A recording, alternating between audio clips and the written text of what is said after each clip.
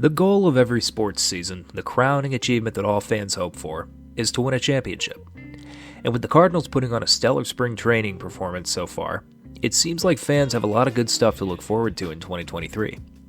Still, that doesn't mean that there aren't plenty of questions and concerns going into the new season. It sort of feels like we're on the precipice of a new era of Cardinals baseball, and it should make for an interesting remainder of the decade. Let's not get ahead of ourselves, though. Let's think about the here and the now. As opening day draws closer, here are 10 questions facing the St. Louis Cardinals going into the 2023 season. Number 10. How will Paul Goldschmidt follow his MVP season? Paul Goldschmidt is the first Cardinal player to win the NL MVP since Albert Pujols won it in 2009. With 35 home runs, 115 RBIs, a .317 average, and a .981 OPS, Goldie more than earned the award, netting 22 out of 30 first-place votes, handily beating out Manny Machado, who earned 7 first-place votes. It's always a great feeling when your team's guy walks away with the award. But the question follows, how will Goldie do this time around? Will he come close to matching his unbelievable 2022 numbers? Will he have an even better year, or will he fall off completely? If we had to guess, he'll more than likely post another stellar season in 2023. But will it be enough to win the award again and be the first repeat winner since Miguel Cabrera in 2012 and 13?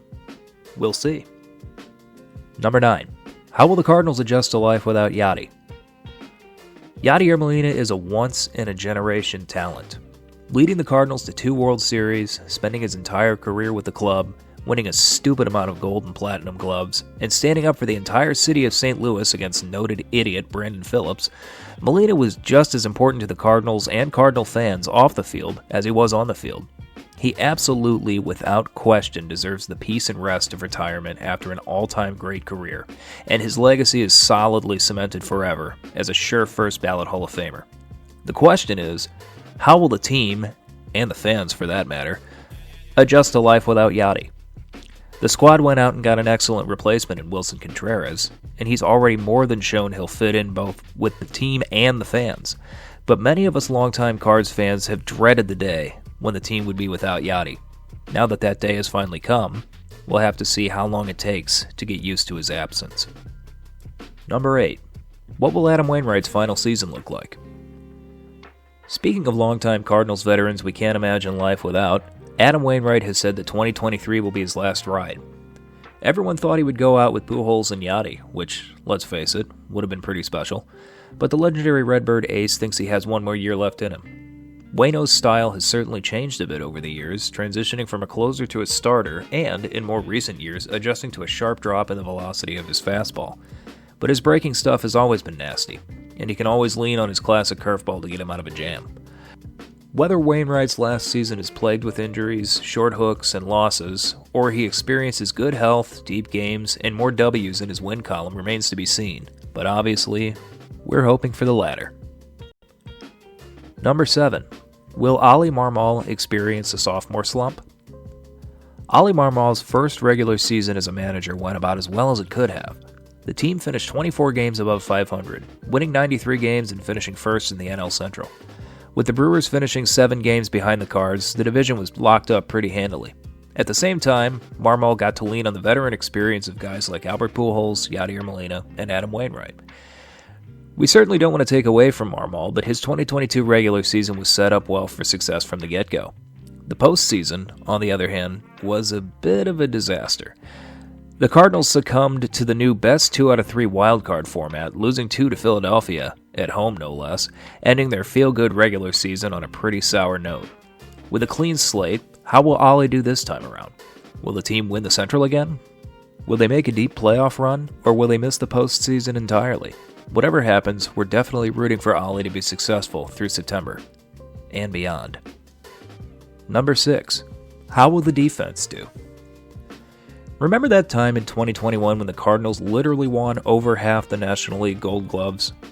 Goldschmidt, Arenado, Edman, O'Neill, and Bader all took home trophies for their respective positions. It was probably one of the most stacked defensive teams in baseball in a while.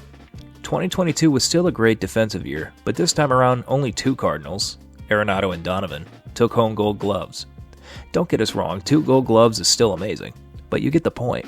The Cardinals are always defensively solid, but keeping pace with that ridiculous 2021 team will be a tall order.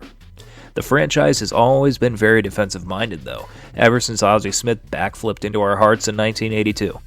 History tells us that the defense will be great as usual, but just how great remains to be seen. Number 5. How will the offense do? While defense is usually easy to predict with the Cardinals, offense is a bit less certain. Last year's numbers were pretty good. They finished 9th in the league with a combined team batting average of .252. They placed 4th in on-base percentage, putting up a .325. The team's combined OPS was 5th overall at .745. Before looking into those numbers, we didn't expect them to be that high. In fact, how did this team get knocked out of the playoffs so early anyway? Anyhow, the squad will continue to lean on big bats from Goldschmidt, Arenado, and O'Neill, speed on the bases from guys like Tommy Edman, and relative consistency from guys like Lars Nootbaar and Brendan Donovan. You never know for sure until the season gets underway, but the lineup looks like a definite recipe for success. Number 4. How will the pitching staff perform? Ah, yes, the dreaded question on the mind of every Cardinals fan. How will the pitching do this season? We already mentioned Adam Wainwright, a guy whose season could be filled with either high highs, low lows, or maybe even a bit of both. Beyond just Wainwright, the rotation is the biggest question mark with this Cardinals team for sure. Jose Quintana was a fantastic pickup for the team in 2022, but this year, he'll be wearing a Mets uniform. Miles Michaelis is solid, and Jack Flaherty should be too, at least in theory, but his history of injuries could continue to hold him back. Ryan Helsley was a great closer in 2022, posting 19 saves and a fantastic 1.25 ERA, but we can't pretend the rest of the bullpen hasn't had its issues. This question will perhaps be the most important one to keep an eye on throughout the season. How it's answered is anyone's guess at this point. Number 3. Will Jordan Walker see any playing time in the show? Jordan Walker has Cardinals fans excited. The 2020 first-round pick homered on the first professional pitch he ever saw, and fans have been in love ever since. In the minors in 2021, Walker hit 14 home runs, 25 doubles, had 48 RBIs, and 14 stolen bases. He's been tearing it up during 2023 spring training, too. But it's important to keep in mind that he's never played beyond AA ball, and he also has a short but concerning history of injuries, including a shoulder strain he picked up during spring training. A prospect like Walker is exciting, but it's important not to rush his development. Will he step up to a major league plate in 2023? Well, I'll just have to find out together. Number 2. What will it be like with Chip Caray in the booth? Die-hard Cardinals fans have already heard a bit of Chip Caray during 2023 spring training, but the vast majority of the team's viewers won't hear him for the first time until the Cardinals host the Blue Jays on opening day this year. By all accounts, Braves fans liked Caray well enough during his 12 years in Atlanta, and as the grandson of legendary broadcaster Harry Caray, he comes from an undeniable pedigree. Still, so many Cardinals fans have grown used to Dan McLaughlin, and his ignominious exit from the broadcast booth is a hard pill for a lot of fans to swallow. If there's one thing St. Louisans love, though, it's other St. Louisans, and hopefully the hometown guy Chip Caray is able to find his way into our hearts. Number 1. What will the trade deadline bring? Obviously, this question depends on so many things, including who gets hurt, how the team is doing by the deadline, and what the needs are by then. But still, year after year, loyal Cardinal fans are left completely underwhelmed by Mozeliak and company's decisions at the deadline, or lack thereof. It seems like there's always some talent out there just waiting to boost a team from good to great, and the Cardinals always seem to miss out. Most recently, it was Juan Soto. And sure, that situation had its own intricacies and reasons why it didn't come to pass. But the point is, with the kind of history and pedigree the Cardinals have, it seems like they always fall flat at the deadline. And who knows, maybe this season they'll be doing well enough by that point where they don't even need to add anyone. Maybe. But if history is any indication, pre-deadline rumors will sweep fans into a frenzy, and the front office will send them all crashing down with disappointment and indifference. But who knows? Maybe Mo has some surprises up his sleeve. Thanks for watching. We post St. Louis Cardinals content every week, so be sure to subscribe for more. You can come hang out with us on social media at red_jacket club.